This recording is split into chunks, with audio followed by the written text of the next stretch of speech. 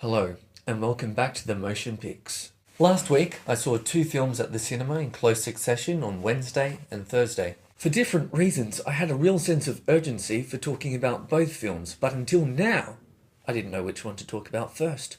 But the reason why I'm prioritising this year's Ghostbusters is because the internet is going insane. But before I talk about that side of things, how about I just share my thoughts on the movie itself? The film starts, and it sets the tone by introducing a tour guide who is cracking jokes and telling macabre stories to a group of tourists who he's taking around a haunted mansion. Then we get a haunting sequence which takes its cues from the likes of The Conjuring. But it's decidedly more family friendly. And that's the thing about this movie, it's rated PG. It's not just for adults. Then we're introduced to the protagonists. Three scientist ladies who care about science. Unfortunately, after a video of their paranormal pursuits goes viral, they lose their university jobs and in the process, their scientific credibility. I mean, although we're rooting for these characters, this situation is logical.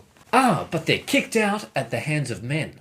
Now there's this criticism that I keep hearing about this film, and it's that the film absolutely hates men. This is Feminism, the movie. Unfortunately, there is an element of truth to a lot of these accusations.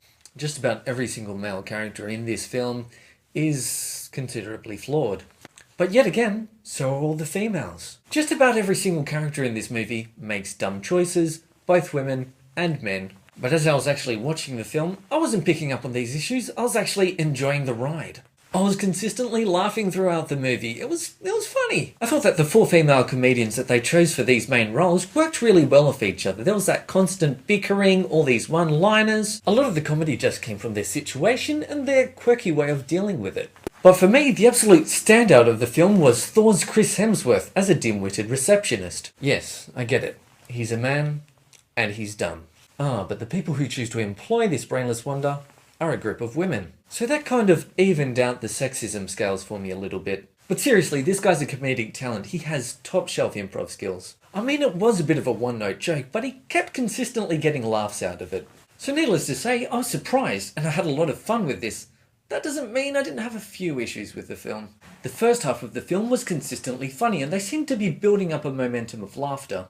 The second half, however, the jokes became a bit more repetitive, and although I still enjoyed it, it wasn't quite as good. Also, the climax of the film was a bit bloated, and it was just overstuffed with way too many ghosts. That said, they did chuck in a few creative ideas and entertaining moments that the finale didn't feel like that much of a letdown. Now, when stacked up against the original, it certainly falls short. So what's the point in remaking it if it's not going to be as good? Well, as I said, I enjoyed the film from beginning to end, and I've got to admit, they did bring some new ideas to the table.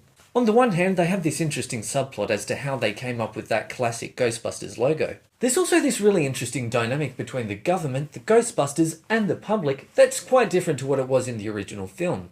There's new and inventive gadgets, cool new set pieces, original jokes. There's a lot of stuff that's new and enjoyable. For me, the good just outweighed the bad.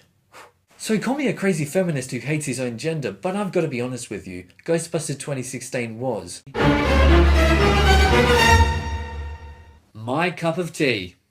This is just one man's opinion. If you dislike the movie, that's perfectly fine. Disliking a movie or even not wanting to see it is one thing. But the hate this movie is getting by some people on the internet, oh man, seriously. I mean, the conspiracy theories, the 30-minute plus videos dedicated to how much they hate the director of this movie. I mean, people actually going out of their way to insult people who enjoyed the movie. It's actually kind of sad. I mean, the amount of vitriol people are just heaping on this because what? It ruins the original? The irony is that because of this new Ghostbusters movie, the original's getting more attention than it has in decades. They're re-releasing the soundtrack, the DVD, the Blu-ray of the original, and it's one of the very few films that you can actually buy in 4K definition.